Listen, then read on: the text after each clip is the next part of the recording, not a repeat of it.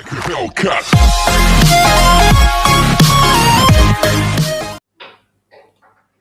Well, hello guys. Today I'm going to share my thoughts of Linux Mint operating system.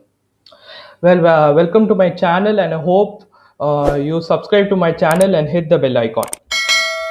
Well, Linux Mint is actually a distribution, or also known as a flavor of Linux. Linux is basically a free and open source operating system. Free in the sense anyone could go and download this operating system or any other flavor of Linux for absolutely free. Whereas in Windows and Mac OS, you have to actually pay for the full version of the operating system. And open source actually means that anyone could go and get involved and actually contribute into the Linux kernel. Linux kernel, that is the Linux code. You could actually get involved into the you could actually get access to the Linux kernel, and if you're a coder, you could actually go and contribute to the Linux kernel. So basically, you have access to the Linux kernel, and you could even rectify some and improvise the operating system. Well, as you know, Windows and Windows and Mac OS is actually a closed operating system. Well, I would actually like to give an I would actually like to explain the advantage and disadvantages of open source over closed source operating system with theory and example which I actually saw in National Geography a few years ago. There was a documentary in National Geography channel where they actually uh, took a transparent container and put 100 balls, and they actually were two groups of people. One were a very small they were actually very few members in a group, and they were like experts in guessing. They were like around 10 to 12 people. They first they asked them to guess the number of balls, like tiny balls in the transparent container, and they took the average of it. The answer was actually 100, but their guessing wasn't as accurate enough to 100. But whereas when they took the average of second group of people, where they were actually a huge number of people, but they weren't experts, they were just average people, their answer came to be more accurate. So as you see, the more number of people, it is more better. So as you see here, in Windows and Mac OS, it is a closed operating system. So there actually a small group of people getting involved, like small, not small, but compared to the open source operating system, there's actually a small group of people involved in the development of Mac OS or Microsoft Windows. So they tend to be misaccuracies or bugs, or not that much optimization. So but whereas in Linux, there's actually an open source operating system, so there are actually a huge number of people uh, contributing to the Linux kernel. And as you know, some of the Linux kernels are actually backed up by huge tech companies like Microsoft, Oracle, etc. So therefore, Linux tends to be more optimized, stable, secure, and more easy to use than other operating systems. Well, Linux also has its downsides, which I'll explain later. Well, now I'll explain the reason of why I had shifted to Linux from Windows. Well, I had an 3 year Asus laptop. It was powered by a very mediocre Intel Celeron processor. I'll show the specifications of the laptop. Well, this laptop is just actually 22,000 rupees when we bought this in laptop in 2018. Well, as you actually can see here that the CPU here is an Intel Celeron N4000 series CPU. This isn't a great CPU, and while running Windows, the laptop was extremely laggy, and it was a really horrible experience to use. And you see the GPU is also isn't great. It is just the integrated graphics, Intel UHD graphics, and it has a RAM of 4 GB DDR4 RAM. Uh, well, you could well, here you can see there are actually two cores, so therefore this given CPU one and CPU two, and I earlier told that this laptop has 4 GB of RAM. Well, when I used Windows, uh, just when I opened Windows, 2.2 GB of my RAM could have would have been consumed at the starting itself. Well, that exclusive. Well, now as you can see, I opened a almost 4 to 5 applications, and still we have only 2 GB RAM consumed. And here you could see here you can see a swap has been mentioned. Well, swap is actually the virtual where, as you know, in Windows there's a feature called virtual RAM. Here it is in the name of swap. What swap does is it actually takes 2 GB of your hard disk or SSD or whatever you have, and it converts that into RAM. Well, if you want, you could increase the amount of swap memory, but I don't want to do that, or else, as my hard drive isn't that fast. So 2 GB of swap memory is decent enough.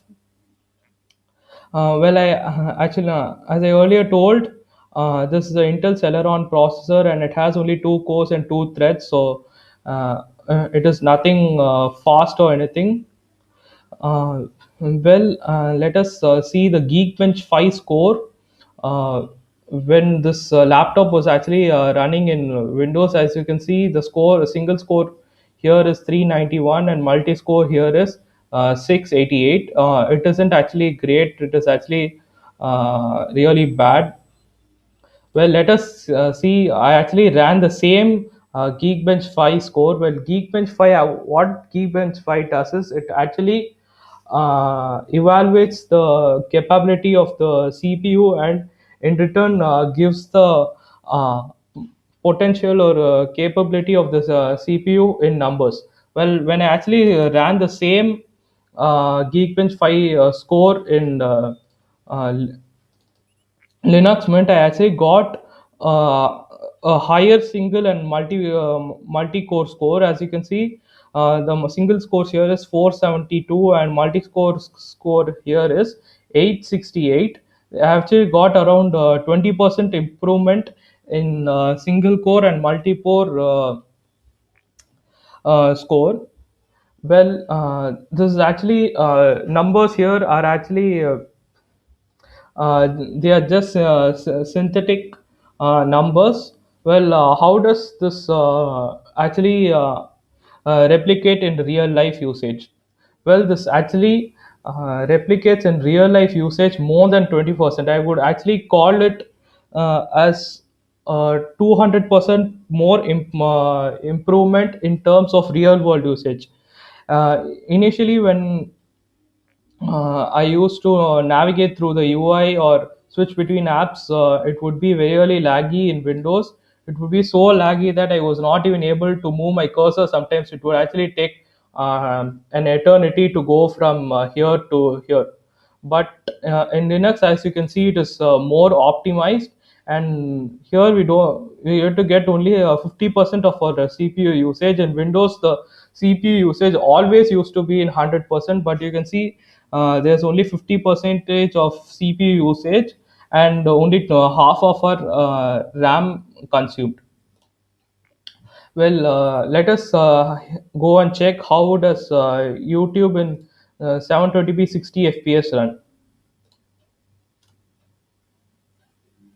Well, as you can see here, 720p is in 60 frames per second, is actually running decently well. I wouldn't like to go further about the above 720p 60 fps, as it starts to lag here. But as you know, 720p 60 fps is not a bad resolution. You could actually get running YouTube in 1080p 30 frames per second. Well, this actually I wouldn't like to test more than 1080p, as most of our screens and monitors are actually 720p or 1080p. Well, as you can see here, YouTube is completely watchable, and the experience is also good enough. As you can see, I've opened a considerable amount of Firefox tabs and many other applications, and still I could actually get a pleasurable experience.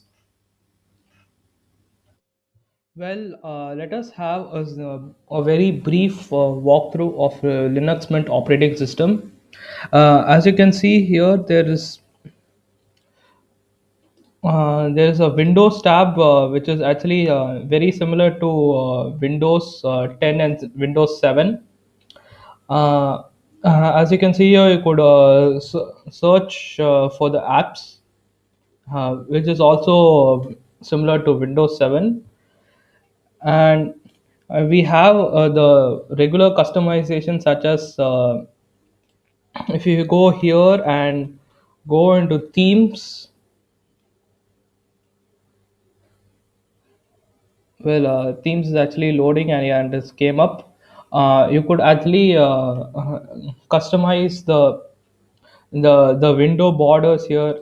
As you can see, there are many options. You could actually use the default ones, or you could even use uh, download third party icons or controls from the net.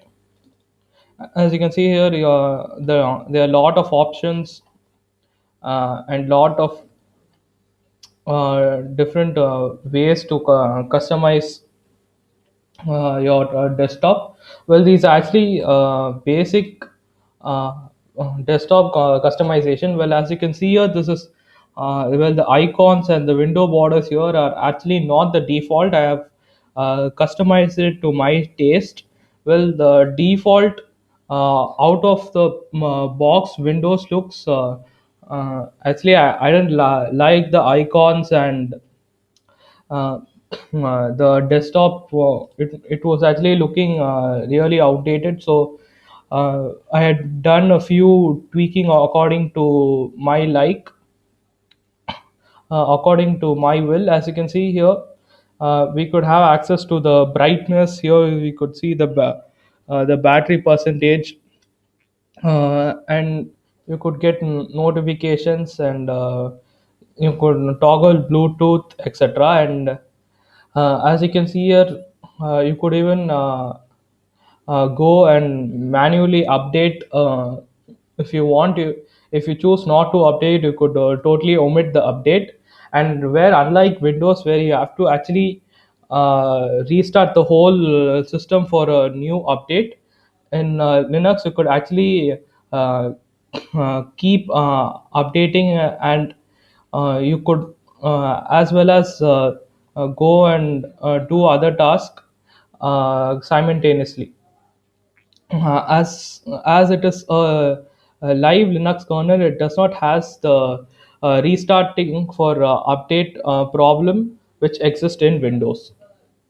Well, as you can see, my system is up to date, and there are no updates here. Uh, well, if you choose to omit the graphical user interface, you could actually use this so-called terminal. Well, if you know about dash, bash, or shell commands, you could actually operate the entire operating system using this Linux kernel.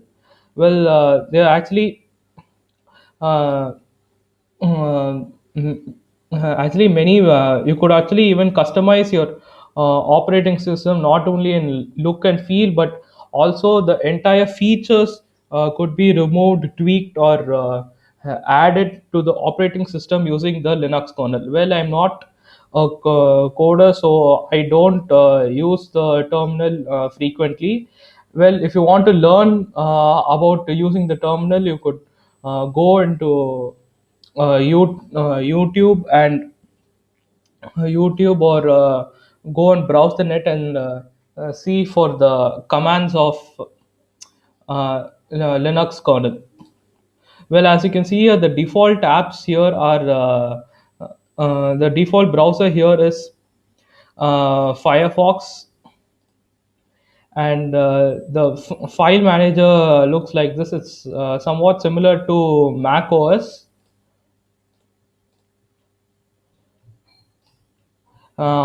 and and we actually don't have support for many for important apps like Microsoft Office and many Microsoft games, which could be an actually deal breaker for someone.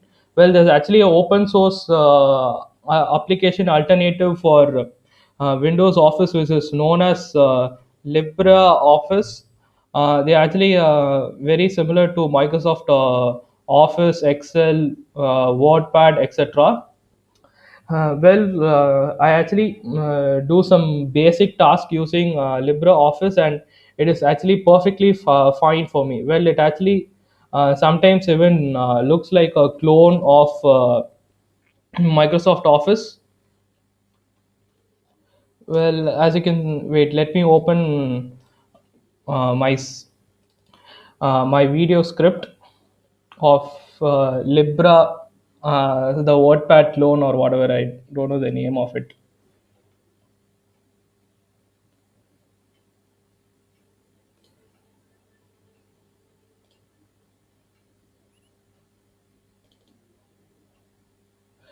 Well, I don't know. There was actually some hiccup while opening. I address that later. Well, as you can see, this is the WordPad clone for uh, Linux. Well, it actually looks similar, somewhat similar to WordPad, uh, and yeah, I get my.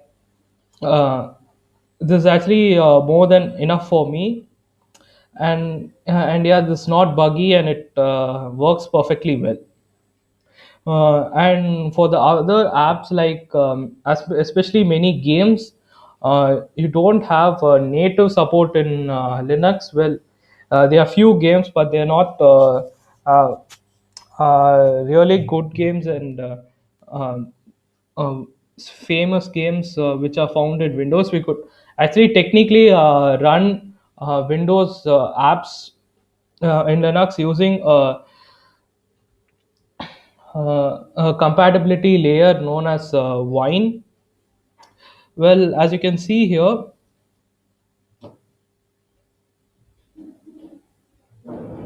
uh, well, the app is launching. Could you please wait? Yeah, as you can see here, Notepad is actually, it doesn't has support for uh, Linux, but actually using this compatibility layer called Wine, we could actually run Windows apps using this. Uh, well, this, as you know, Notepad is only there for Linux, but using this compatibility layer, I'm actually able to uh, use Windows apps in Linux. Well, you could actually also have another option of using Steam and Proton together. That is also another way for playing Linux game. Sorry, playing Windows games in Linux. And well, actually, the app situation has been really better from what it was 5 6 years ago. There are actually many native apps coming to Linux, and uh, Google has also recently announced uh, their online gaming platform for Linux for Linux. So in the near future, the app situation is going to get even better, and native app support is going to come for Linux.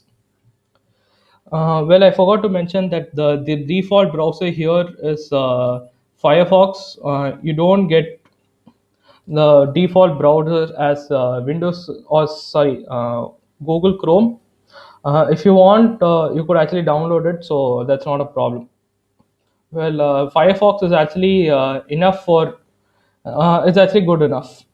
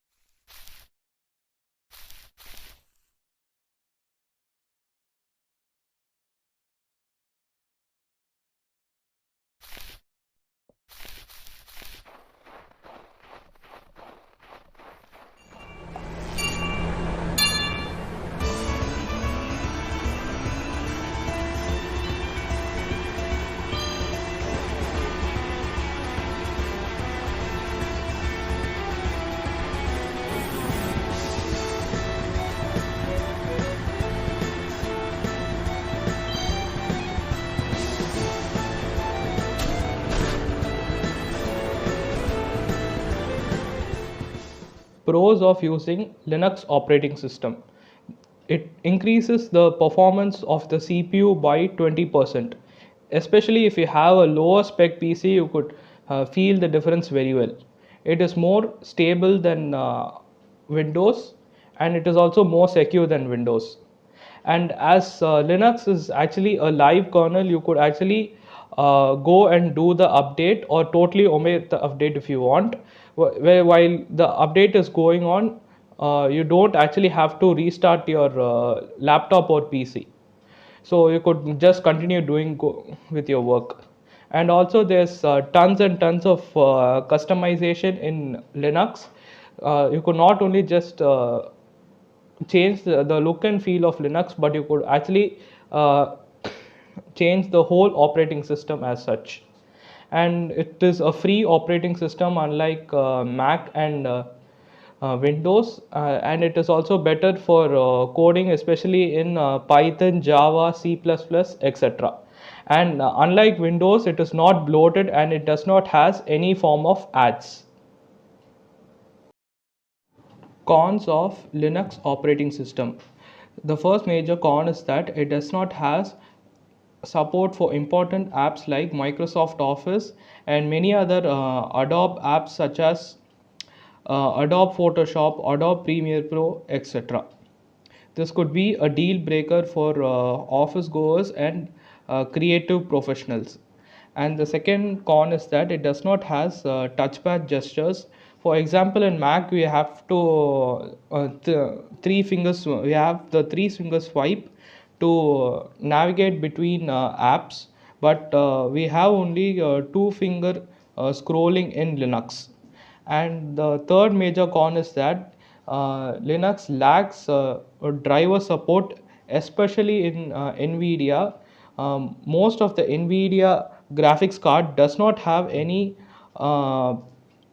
driver support, but there are actually some other uh, third parties where they try to re-engineer and try to replicate the original drivers. And the fourth major con is that it does not has uh, support for printers simply won't work in Linux. Well, now let us discuss who and why should you download Linux. Well, if you're very much dependent upon Microsoft apps such as Microsoft Excel or Microsoft Word, or if you're a content creator who heavily depends upon Adobe Premiere Pro or Adobe Photoshop, you should not try to use Linux. Well, you can actually run those apps using Wine, which is actually a compatibility layer, but the experience won't be as much as optimized in Windows.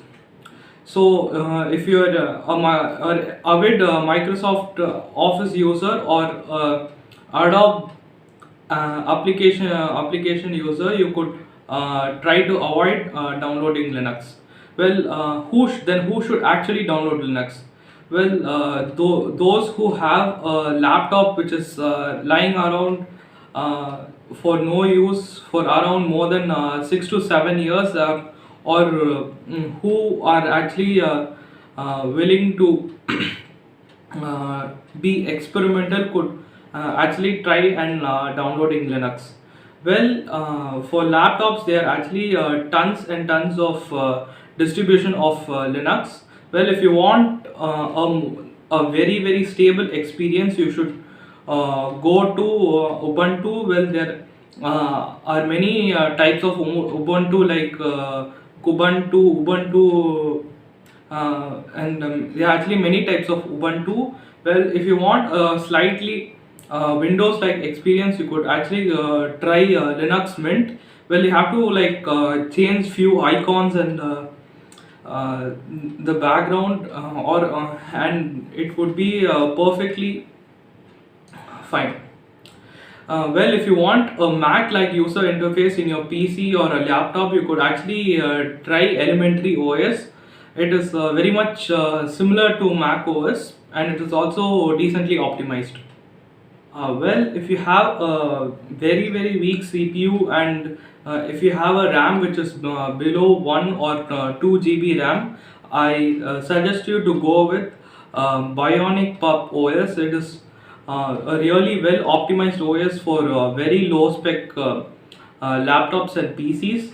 Or you could also give a try to Peppermint OS and Lubuntu, Lubuntu. It is actually a light version of Ubuntu. That's why it is spelled as Lubuntu. L stands for light. Well, if you want a Linux distribution in your phone, Ubuntu Touch is the go-to Linux distribution, as it is one of the best phone Linux distribution around, and it is really well optimized, and it also has many gestures like swiping at the uh, right end to switch between apps, or swiping for more than 2 seconds in the right to switch between apps. The gestures in Ubuntu Touch are actually really intuitive, and it all and Ubuntu Touch also makes your old phone feel a little more faster. Well, thank you for watching this video. If you're not subscribed to my channel, subscribe to my channel and hit the bell icon. Thank you.